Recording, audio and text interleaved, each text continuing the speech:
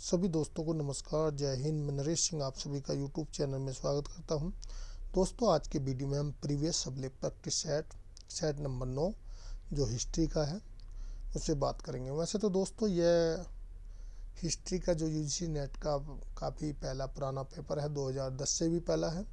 और आज की डेट में जो है यूजीसी नेट हिस्ट्री के जो एग्ज़ाम हो रहा है, इस पेपर में और उस पेपर में काफ़ी अंतर है। क्योंकि पहले तो ये इस पेपर में ज़्यादातर मेमोरी बेस्ड क्वेश्चन ही है, जबकि आज की डेट में 15 से 20 क्वेश्चन ही इस तरह के आते हैं। और पहले जो है दोस्तों यूजीसी नेट में सेकंड पेपर के 2 पेपर हुआ करते थे। सेकंड पेपर में 50 क्वेश्चन आते थे और थर्ड पेपर में 75 क्वेश्चन आते थे। लेकिन आजकल जो है सिर्फ एक पेपर फर्स्ट पेपर और एक पेपर सेकंड पेपर, 2 ही पेपर होते हैं। और पहले वाले में 50, दूसरे में 100 क्वेश्चन आते हैं। लेकिन फिर भी आपको इस तरह के जो पेपर हैं पुराने, उनसे नेट की तैयारी यानी कि जेफआर की तैयारी करने में आपको काफ़ी मदद मिल जाएगी। जेआरएफ की जो है, साथ ही दोस्तों यह जो है पेपर आपको जो है यूजीसी नेट के लिए तो है ही, साथ ही साथ आपके जो पीएचडी एग्ज़ाम होते हैं, जो भी पीएचडी करना चाहते हैं और पीएचडी एग्ज़ाम के लिए अप्लाई कर रखा है, तो उसमें इसी लेवल के क्वेश्चन आते हैं। साथ ही असिस्टेंट प्रोफेसर के जो कि आप किसी भी स्टेट का कमीशन वहाँ के असिस्टेंट प्रोफेसर के लिए वैकेंसी निकालता है। अब उसी वैकेंसी में जो फार्म भरने के बाद एग्ज़ाम देना होता था, वो एग्ज़ाम में भी जो सब्जेक्ट का एग्ज़ाम होता है, अगर देखा जाए तो उसमें भी इस तरह के कई पेपर आते हैं। इसके अलावा सलेट स्टेट लेवल का, UPSC, PCS and all exam और में भी। इसके अलावा आपको पता है कोई भी एग्ज़ाम होता है जिसमें कोई ऐसा नहीं एग्ज़ाम है जिसमें हिस्ट्री से क्वेश्चन नहीं पूछे जाते। आज की वीडियो में दोस्तों हम इससे पहले वाले वीडियो में 8 नंबर जो प्रैक्टिस सेट है उसमें 1 से 40 तक क्वेश्चन कर चुके हैं। और इस वीडियो में जो हम 40 से आगे के यानी 41 से लेकर 75 तक करेंगे। तो दोस्तों चलते हैं अपने प्रश्न नंबर 41 पे। निम्नलिखित में से कौन सुमेलित नहीं है? एक तरफ संत दिए हैं, दूसरी तरफ उनका जन्म स्थान दिया है। तो चैतन्य, वृंदावन, तो यही जो है चैतन्य का वृंदावन सही नहीं है। जन्म तो इनका बंगाल में हुआ था, लेकिन ये ज़रूर है चैतन्य जब अंतिम समय था वहाँ वृंदावन में आके बस गए थे और वहाँ ही रहने लगे थे। लेकिन उनका जन्म तो 1485 के आसपास जो है बंगाल का एक नदिया डिस्ट्रिक्ट है आज की डेट में, उस समय गाँव हुआ करता था, वहाँ पे हुआ था। तो बी ज्ञानेश्वर अलिंदनी ये सही है। तुकाराम का देहू में हुआ था, ये सही है। माधवाचार्य का उडुपी, यह भी सही है। प्रश्न नंबर 42 है, बीजक किसके वचनों का संग्रह है? ए गुरु नानक के, बी बाबा फरीद के, सी कबीर के, डी रामानंद के। बहुत ही आसान क्वेश्चन है, क्लास 6 से लेके अभी तक पढ़ते आ रहे हैं। और अगर ये भी पता नहीं है तो बीजक कबीर के जो कबीर द्वारा दिए गए वचनों का एक संग्रह है। हालांकि कबीर ने नहीं लिखा, लेकिन उनके द्वारा जो वचन है उसमें इंदराज किए गए हैं। प्रश्न नंबर 43 है, शेख सलीम चिश्ती की समाधि कहाँ पर है? ए लाहौर में, बी है अजमेर में, सी है आगरा में, डी है फतेहपुर सीकरी में।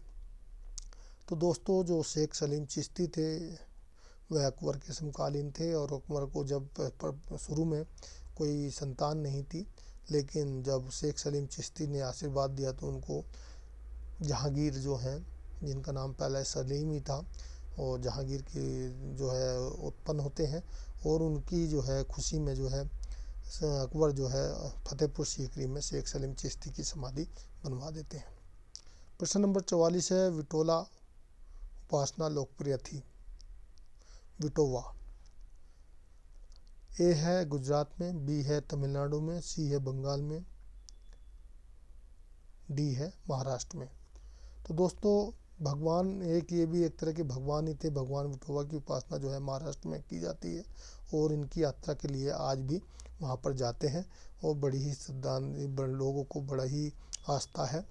तो यह महाराष्ट्र में होती है, यह महाराष्ट्र में लोकप्रिय है। प्रश्न नंबर 45 है, किस सूफी संत ने कहा था कि हुजूर दिल्ली दूर अस्त, अभी दिल्ली दूर है? ए फरीद ने, बी निजामुद्दीन औलिया ने, सी है नासिरुद्दीन चिराग दहलवी ने, और डी है शेख बख्तियार काकी ने। तो दोस्तों इसमें जो बी ऑप्शन है, निजामुद्दीन औलिया ने कुतुबुद्दीन ऐबक के लिए बोला था कि उन्होंने कुछ बताया था अपने दरबार में आने के लिए, लेकिन क्या है निजामुद्दीन औलिया किसी के दरबार में जाते नहीं थे, और कहना मतलब सीधी सी बात यह है किसी की चमचागिरी इस टाइप की नहीं करते थे। तो उन्होंने उसको कुछ धमकी दी थी, तो उन्होंने जब बोला था हजून दिल्ली दूरस्त, यानी कि अभी दिल्ली बहुत दूर है। प्रश्न नंबर 46 है, मुगल साम्राज्य में काजी उल कजात संबंधित थे, यानी काजी उल कजात किस विभाग से संबंधित थे? ये है सार्वजनिक निर्माण विभाग, दूसरा वित्त विभाग, तीसरा न्याय विभाग, डी है पुलिस विभाग। तो दोस्तों 46 का जो मुगल साम्राज्य में जो मुख्य काजी को काजी उल कुजात कहा जाता था, और जो कि मुख्य न्यायाधीश यानी कि न्याय का कार्य करते थे, यानी सी ऑप्शन इसमें सही होगा। प्रश्न नंबर 47 है कि शासन के प्रशासन तंत्र में करोड़ी शब्द का प्रयोग भू राजस्व विभाग के एक अधिकारी के लिए किया गया, यह किया जाता था? ए अलाउद्दीन खिलजी, बी मोहम्मद बिन तुगलक, सी शेर शाह, डी अकबर। तो 47 का जो है अकबर के समय में जो है अकबर ने क्या है 1576 में जो है भू राजस्व विभाग में एक करोड़ी नाम के अधिकारी का नियुक्त की थी, और जो करोड़ी होते थे वह करोड़ एक उस समय का जो टका थे, रुपए की बात नहीं थी, और टका उस समय इतना रुपए का इनको कर वसूलना होता था, नहीं कि 1 करोड़ टका के बराबर। प्रश्न नंबर 48 में क्या दिया गया दोस्तों? सूची दी है, सूची में एक काल है यानी कि वर्ष है, दूसरी तरफ घटना दी है। 1527, 1556, 1569, 1579 और 1658। औरंगजेब का बनारस फरमान, मजहर की घोषणा, तो यह दोस्तों फिर खानवा का युद्ध, अकबर का राज्यारोहण। तो दोस्तों इसमें जो है सीधा आपको पता ही होगा, जो अकबर का 1500 नीचे से जैसे अकबर का राज्यारोहण जो है 1556 है, खानवा का जो युद्ध है वो 1527 है, मजहर की घोषणा जो है वो 1579 है, और औरंगजेब का बनारस फरमान जो है 1658। तो इसका जो है ए का तीसरा, बी का दूसरा, सी का दूसरा और डी का पहला, यानी कि डी ऑप्शन सही है। प्रश्न नंबर 49 है, औरंगजेब के शासनकाल में निम्नलिखित यूरोपीय यात्रियों में कौन आया था? अधोलिखित कूटों में सही क्रम, यानी कि कई यात्रियों के नाम दिए हैं, उसमें से वो औरंगजेब के समय कौन आया था उसको बताना है।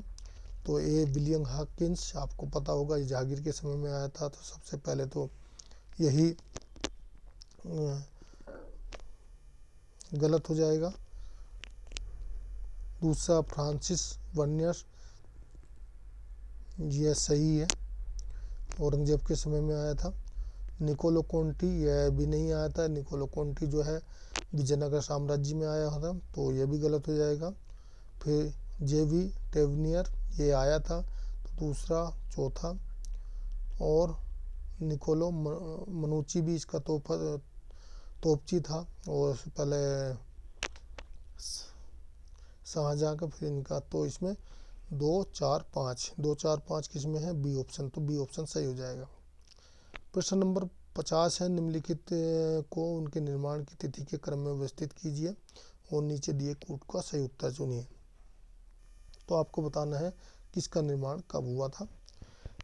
आगरा फोर्ट्स, बी कुतुब मीनार, सी फतेहपुर सीकरी, डी ताजमहल। तो दोस्तों सबसे पहले देखा जाए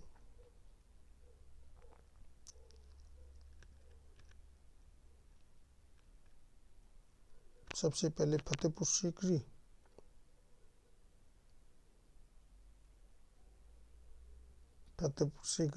क्योंकि अकबर ने बनवाई थी 1500 गुजरात विजय के बाद 1580 के आसपास, और उसके बाद शाहजहां ने ताजमहल 1633 में, 33 के आसपास। फिर आगरा फोर्ट ताज बना, शाहजहां ने ताजमहल के बाद। उसके बाद कुतुब मीनार तो बहुत बाद में बनी, 1500 कुछ के आसपास, 1599 के आसपास। तो इसमें जो है BDAC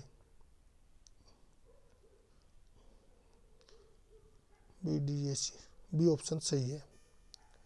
प्रश्न नंबर 51 है, फतेहपुर सीकरी के संबंध में निम्नलिखित में से कौन सा कथन सत्य नहीं है?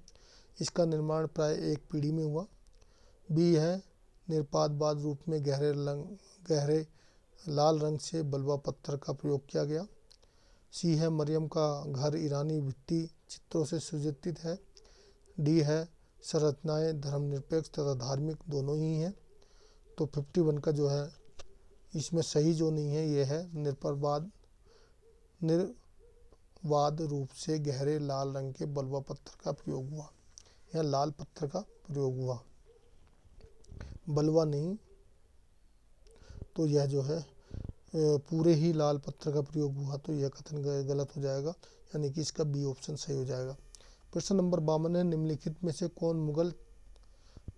कौन सी जो है मुगल चित्रकला की विशेषता नहीं थी?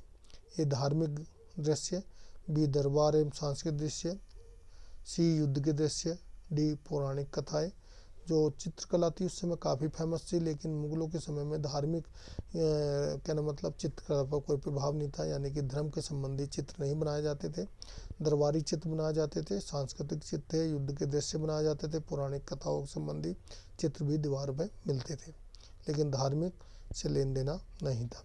प्रश्न नंबर 53 है, फोर्ट विलियम किस राज्य में स्थित है? ए केरला में, बी महाराष्ट्र में, सी तमिलनाडु में, डी पश्चिम बंगाल में।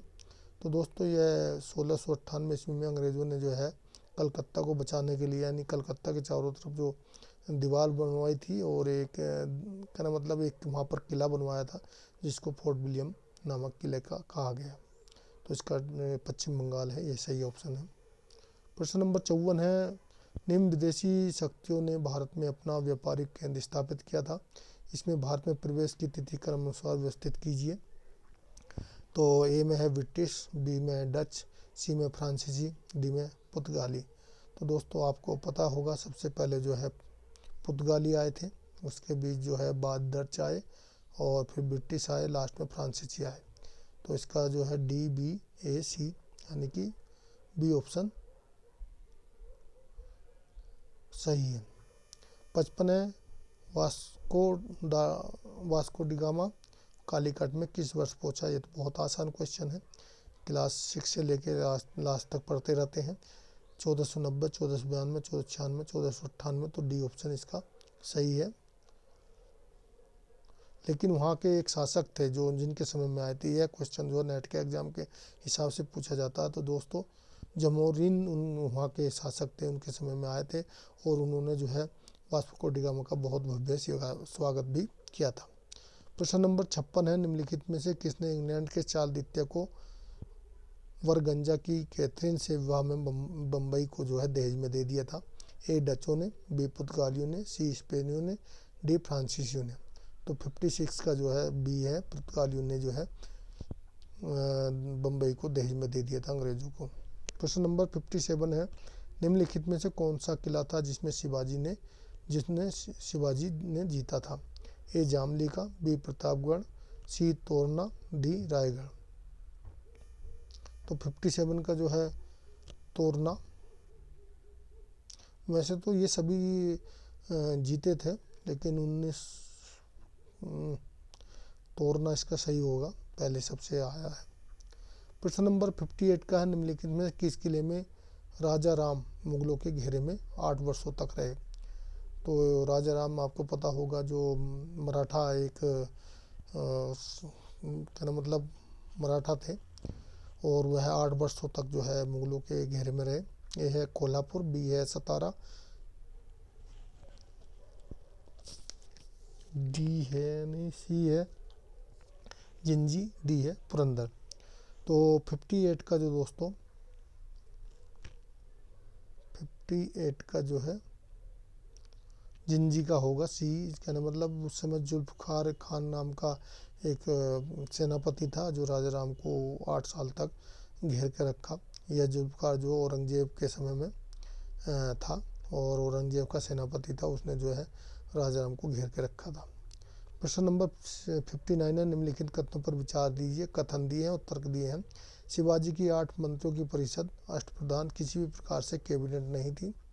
8 मंत्री शिवाजी के सचिव की भांति कार्य करते थे। तो 59 का दोस्तों इसमें दोनों सही हैं, व्याख्या भी सही है। वो कैबिनेट नहीं थी, एक तरह सचिव की तरफ काम करते थे। तो इसका डी ऑप्शन हो जाएगा। ए और आर दोनों सही हैं, आर ए की सही व्याख्या है। प्रश्न नंबर 60 है, शिवाजी के अभियान का कौन सा अनुक्रम सही है। यानी कि शिवाजी ने जो अपने अभियान किए, विजय अभियान, उनका जो सबसे पहला क्रम कौन सा सही है। अगर देखा जाए तो सबसे पहले इसमें चाकन सही है सबसे पहले, फिर सूपा, सूरत का प्रथम आक्रमण, बीजापुर कर्नाटक अभियान, बीजापुरी कर्नाटक अभियान। तो इसमें ए ऑप्शन जो है दोस्तों वही सही है। अब आगे पढ़ने की इतनी ज़रूरत नहीं है। प्रश्न नंबर 61 है, निम्न में से किस औरंगजेब के उत्तराधिकारी का शासनकाल सबसे कम रहा। ए बहादुर शाह, बी जहांदार शाह, सी मोहम्मद शाह, डी अहमद शाह। तो 61 में आप देख रहे होंगे जो जहांदार शाह हैं और यह सिर्फ 1 साल ही रहे। जो है औरंगजेब के बाद बहादुर शाह 7 से लेके 11 तक, फिर 11 के 12, ये 6-7 महीने ही रहे। तो जहांदार शाह यानी कि बी ऑप्शन सही है। प्रश्न नंबर 62 है, 1761 में पानीपत के तृतीय युद्ध के समय कौन पेशवा था। तो जब पानीपत का युद्ध हुआ था, बाजीराव प्रथम, बी है बालाजी बाजीराव, सी है माधवराव प्रथम, डी है बाजीराव द्वितीय। तो 62 का जो है बालाजी बाजीराव उस समय पेशवा थे। और पेशवा में अगर आप याद करें तो 1717 से शुरू होता है, 1720 तक, 20 से 40, 40 से फिर ये 61 तक।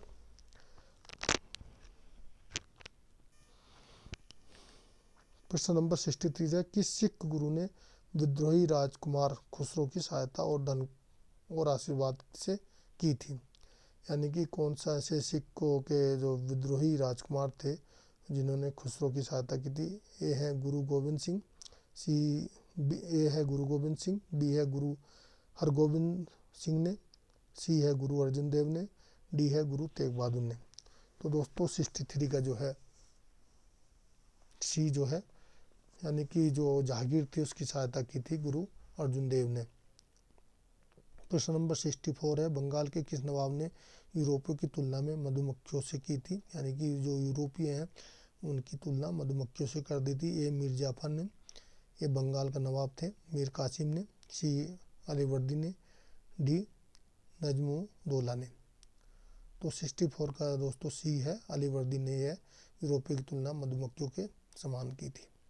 प्रश्न नंबर 65 है, प्लासी के युद्ध में ब्रिटिश विजय का प्रमुख प्रतिफल क्या था। ए बंगाल में ब्रिटिश शासन की स्थापना, बी बंगाल के नवाब पर ब्रिटिश प्रभाव में वृद्धि, सी ईस्ट इंडिया कंपनी का 24 परगना का अधिग्रहण, और डी है क्लाइव की बंगाल के गवर्नर के रूप में नियुक्ति। तो सबसे पहला जो है ए ऑप्शन, बंगाल में ब्रिटिश शासक की स्थापना प्लासी के युद्ध के बाद ही शुरुआत हो गई थी।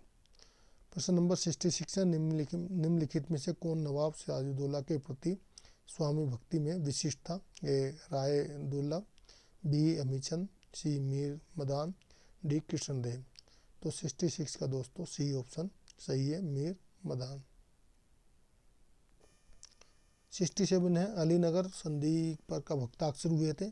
फरवरी 1756, बी है सितंबर 1756, सी है फरवरी 1757, डी है अप्रैल 1757। तो दोस्तों यह जो है अलीनगर की संधि तब हुई थी जब प्लासी के युद्ध के बाद तुरंत, तो फरवरी 1757। प्रश्न नंबर 68 है, बंगाल के किस नवाब ने ईस्ट इंडिया कंपनी को मिदनापुर का क्षेत्र प्रदान किया था। ए अलीवर्दी ने, बी सिराजुद्दौला ने, सी मीर जाफर ने, डी मीर कासिम ने। तो 68 का जो है बंगाल के नवाब मीर कासिम ने जो है अंग्रेजों को 1760 ईस्वी में की संधि के अनुसार जो है उसको मिदनापुर, चटगांव, बर्धमान ये इत्यादि जिले जो है प्रदान कर दिए थे। प्रश्न नंबर 69 है, बंगाल में डचों ने प्रथम केंद्र कहाँ पर स्थापित किया था ना, ये कहाँ पर स्थापित हुआ था डचों का? ए है कलकत्ता में, बी है चिनसूरा में, सी है श्री रामपुर में और डी है बालासोर में। तो 69 का है बालासोर में उन्होंने सबसे पहले, नहीं बालासोर में नहीं, इसमें होगा चिनसूरा, बी ऑप्शन, चिनसूरा में प्रथम केंद्र स्थापित किया था। प्रश्न नंबर 70 है बक्सर के युद्ध में ईस्ट इंडिया कंपनी की सेना का सेनापति कौन था? तो बक्सर का युद्ध, ए क्लाइव, बी वारेन हेस्टिंग्स, सी मुनरो, डी वाटसन। तो दोस्तों 70 में जो है बक्सर का युद्ध 1764 में हुआ था प्लासी के युद्ध के बाद, और मीर कासिम अवध का तथा सिराजुद्दौला मुगल बादशाह शाह आलम, ये 3 आदमी ने मिलकर एक गुट बनाया था और अंग्रेजों के विरुद्ध जो है युद्ध किया था। इसमें जो है उनका सेनापति हेक्टर मुनरो था।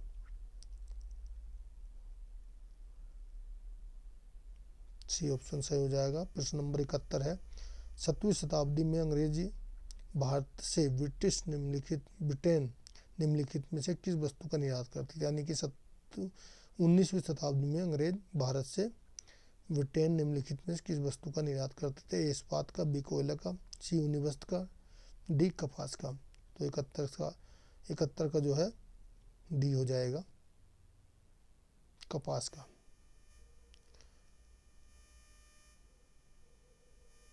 71, 72। प्रश्न नंबर 72 जो धन निकासी के सिद्धांत का प्रमुख प्रतिपादक कौन थे? ए है एम.जी. रनाल्डे, बी है महात्मा गांधी, सी है दादा भाई नौरोजी, डी है एनी बेसेंट। तो इसमें सी ऑप्शन सही है दोस्तों। प्रश्न नंबर 73 है निम्नलिखित में से किस कृषक आंदोलन में यह नारा दिया गया था? सब भूमि का मालिक ईश्वर है।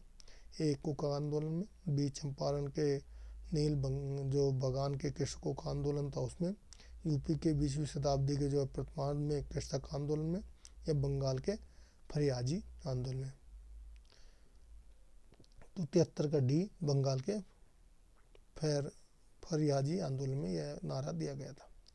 74 ईस्ट इंडिया कंपनी को सबसे पहले किसने भारतीय सीमा शुल्क के बदले 3000 रुपये का जो सालाना अदा करने की छूट किसने दी थी? ये में दिया है सम्राट जहांगीर ने, बी में दिया है राजकुमार शुजा ने, सी में दिया है सम्राट फर्रुखसियार ने, डी में राजकुमार अली गौहर ने। तो 74 का बी, राजकुमार शुजा ने यह छूट दी थी 1691 में। प्रश्न 75 है और लास्ट है 1857 में चर्बी के कारतूस के विरोध पहली घटना कब घटी थी या कहाँ पे घटी थी? ए मेरठ में, बी बैरकपुर में, सी दिल्ली में, डी कानपुर में। तो दोस्तों ये बैरकपुर में घटी थी सबसे पहले।